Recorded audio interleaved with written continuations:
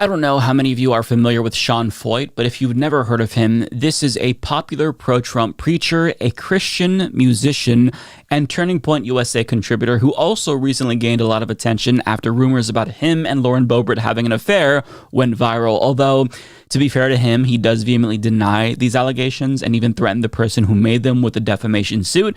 But I do find it a little bit interesting that he considers the affair rumors defamatory, but is seemingly fine with the white nationalist allegation. A little bit sus if you ask me, but I mean, that's besides the point. Sean Feucht is somebody who has made a name for himself as a right-wing puritanical who denounces degeneracy to his 100,000 followers on Twitter, which he of course pays for. Now, he recently took aim at a fellow Christian musician named Derek Webb, who was praised by the lead singer of a Dove Award-winning band called Plum for doing a show with a Christian drag queen named Flamy Grant. Now, he tweeted out, "If you're wondering the end goal of the deconstruction movement in the church, then look no further than former worship leader Derek Webb's new collab with a drag queen. These are truly the last days." Okay, calm down a little bit, Sean. Now, before we address his hyperbolic tantrum, I've got to give props to Flamy Grant for having the most creative drag name in the history of drag queens, because for those of you who don't know, Amy Grant is one of the most popular contemporary Christian musicians ever, so I'm assuming that that drag persona is based off of her, and you love to see it. But back to Sean, because he is denouncing the deconstruction movement within the church, and for those of you who are unfamiliar with that, it's basically Christians who are trying to push for more inclusivity and update the church's teaching so that way they don't drive people out and they attract newer generations, since younger people don't want to be associated with religiosity and in particular evangelicism, which, I mean, who could blame them?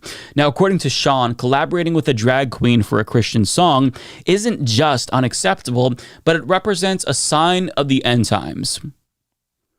Yeah, a little bit melodramatic there, Sean, but Flamy Grant decided to respond with a little bit of wholesome trolling, saying, "End goal, baby, we're just getting started." Sean then responded saying, "Well, good for us. Hardly anyone listens or cares what you do. Bad for you is that one day you'll sit before Jesus and give an account for the perversion you tried to force on kids. There's a verse about a millstone to warn you." Now, Derek Webb, who again collaborated with Flamy, jumped in to thank him for the free publicity, saying, "I mean, and yet, here you are talking about it, which I deeply appreciate. Keep up the good work." Now, Sean responded again with more deceitful, sanctimonious bullshit, writing, "There's that one verse about the millstone you may want to refresh your Bible memory on. It's applicable in this situation when you seek to pervert the innocence of children. At least worth a look." Now, Flamy Grant responded to that saying, "Baby, my only millstone is this drag jewelry I wear while I walk around the room collecting tips. That stuff is heavy. Love it." Now, there's a little bit more to their back and forth with Sean getting ratioed each time despite having 50 times the followers of Flamy Grant, but I mean, you get the point. I do want to go to a TikTok that Flamy Grant decided to post because they are going to capitalize on this unique opportunity offered by this shit-brained MAGA chud. And here's what they said. "Hey TikTok, I am Flamy Grant. That's me. I am the shame-slaying, hip-swaying, singing-songwriting drag queen who spent 22 years as a worship leader before I started doing drag, and today, Sean Feucht tried to drag me on Twitter. Of course, I am a drag queen, so I'm not going to just roll over when someone comes for me on Twitter, right? So I said, end goal, baby, we're just getting started. To which Sean replied, well, good for us. Hardly anyone listens or cares what you do."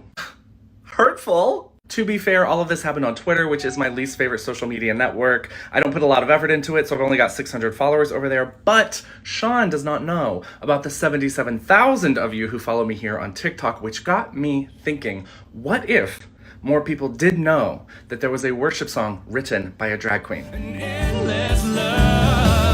Good Day on my album last year, and it does not have as many streams as a lot of my other music, and that's on me because I made it the last song on the record. But here's the thing, I love this song, I believe in this song, I wrote it for my super awesome, inclusive, progressive, affirming church, and we have sung it on many a Sunday morning. I even got my aforementioned friend Derek Webb to sing on the track with me, and y'all, it is a banger. It's an uplifting anthem for anyone who's felt excluded by the church, especially queer people, because those are my folks, but anyone who's felt like there just wasn't a place for them to worship at church. I put it last because I wanted people to feel empowered when they finished listening to my record, and I still want that. So all of this has got me thinking, what if we could get a worship song written by a drag queen to chart on the Christian charts on iTunes? I know that sounds wild, but I was inspired by my friend Semler, who is an out Christian artist, and their song Faith just went to #1 on the iTunes Christian charts earlier this year. They did it with a very enthusiastic fan base, which admittedly is like 3 times as big as mine, but that's all right. I'm not trying to get to #1. I just want to crack the charts.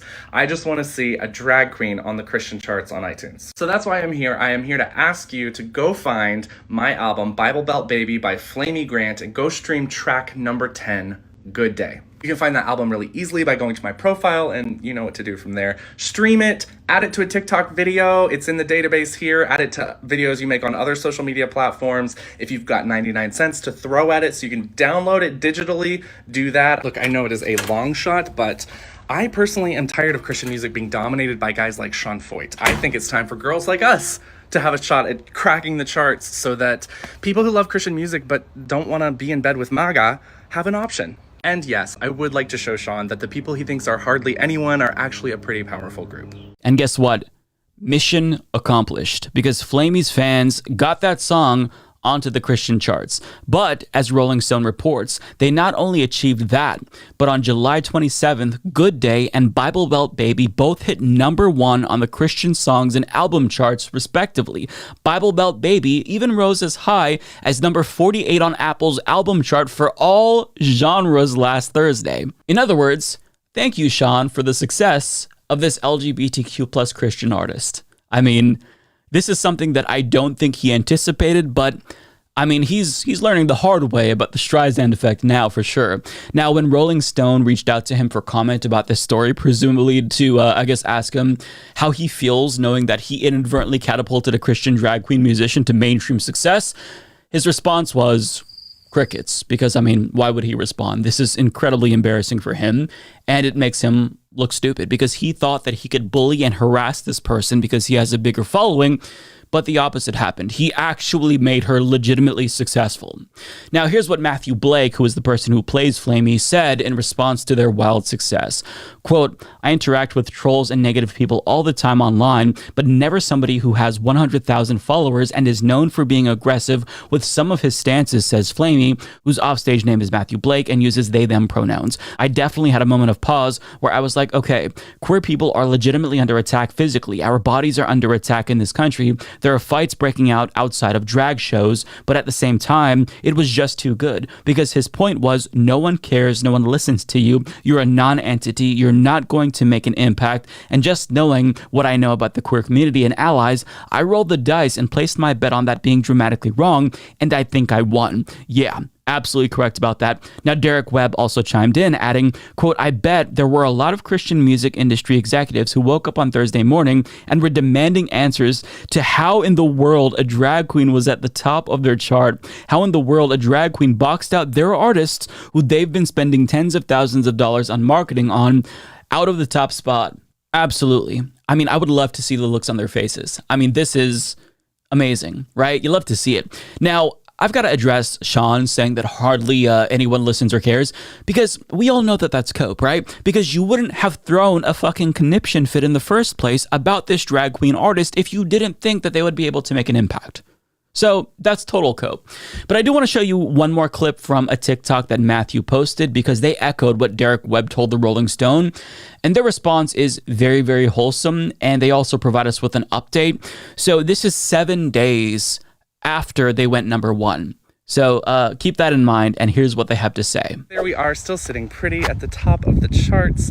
Very pretty, I might add. It has been 1 full week of a drag queen with an explicit rating, by the way, on her record, sitting at the top of the Christian iTunes charts. Social media has blown up around this. Everyone's losing their minds. Some in a good way, most in a good way, but a handful are losing their minds in the, oh my God, how did this happen to our genre way? To which I have a really easy answer. It's not your genre, babe. It's not your genre. Queer Christians exist, honey. You made us, you raised us. We grew up in your churches, and some of us decided to stick around. Look, this is a really cool thing for me as an artist and musician. I'm not gonna lie, this is what we all hope happens. But the really cool thing is knowing that kids who are still growing up in those evangelical, fundamentalist, high-demand religious spaces have an option to look at that none of us had growing up, right? We've been gate-kept out of Christian music for so long. Y'all did that. Y'all made visibility and representation matter.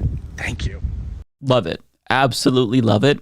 And I've got to say, I've never heard of Flamey Grant, but thanks to Sean Foyt, I'm now a fan. So thank you, Sean. Unironically, thank you. Now, they also stated in that TikTok that they've had a lot of people reach out in solidarity, people from other religions, Muslims, Jewish people. But conspicuously, one group in particular did not reach out. Can you guess which group? Evangelicals. As a former evangelical myself, this is completely unsurprising. But the point that they made about Christians raising queer people was so poignant to me, because you don't get to call what they're doing infiltration into your genre and your religion when you are the ones who shoved this religion down our throats at a very young age. I mean, I was raised in the church and it made me absolutely miserable. I hated myself and I didn't stick around. But I am glad to know that the ones who did decide to stay are doing so on their terms and not the terms of the bigots like Sean Foyt.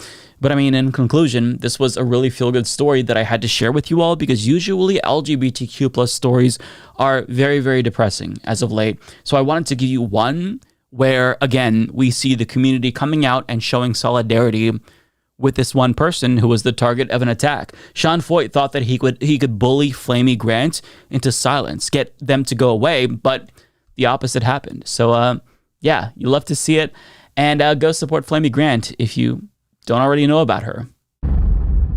Play stupid games, win stupid prizes. Play stupid games, win stupid prizes. Play stupid games, win stupid prizes. Play stupid games. F around and find out. Prizes. Play stupid games, win stupid prizes. Play stupid games, win stupid prizes. Play stupid games, win stupid prizes. Play stupid game. Pride. Trans rights are human rights.